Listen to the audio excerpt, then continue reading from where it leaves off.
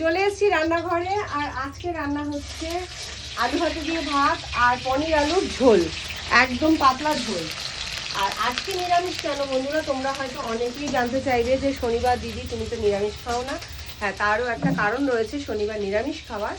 সেটা হচ্ছে আজকে আমার বাপের বাড়ির পাড়ায় শীতলা মনসা আর রক্ষাচণ্ডী পুজো রয়েছে, মানে মহোৎসব রয়েছে। আর এই মহোৎসবের দিন মানে মা বরাবর, মানে যবে থেকে বিয়ে হয়ে শ্বশুরবাড়িতে এসছে তবে থেকে মা নিরামিষ খায়। তা সেই মতন আমাকে বলল যে আজকে কি নিরামিষ করব, কারণ বাড়িতে আমি যখন বাড়ার সাথে থাকি তখনও তো নিরামিষ খাই, আজকের দিনটা কি নিরামিষ করবি?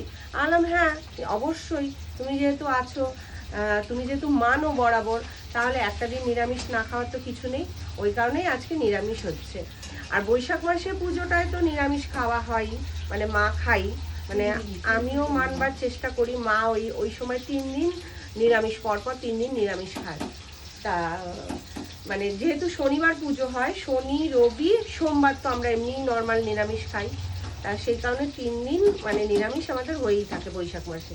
আর এই যে আজকে যে পুজোটা হচ্ছে এটা তো মহোৎসবের পুজো, সেই কারণে মার ইচ্ছে হয়েছে নিরামিষ খাবে, মানে বরাবর যেহেতু খায়, তা সেই কারণেই নিরামিষ রান্না করা। তা মা বলছে একবেলার রান্না, তাহলে কোনো রকম যা হোক একটু কিছু করে নিই, এই দিয়েই দুপুরটা চালিয়ে দেবো। আলাম ঠিক আছে তাই করো। তা তুমি রান্না করো, আমি যাই ওদিকে, আমার ওদিকে কাজ রয়েছে।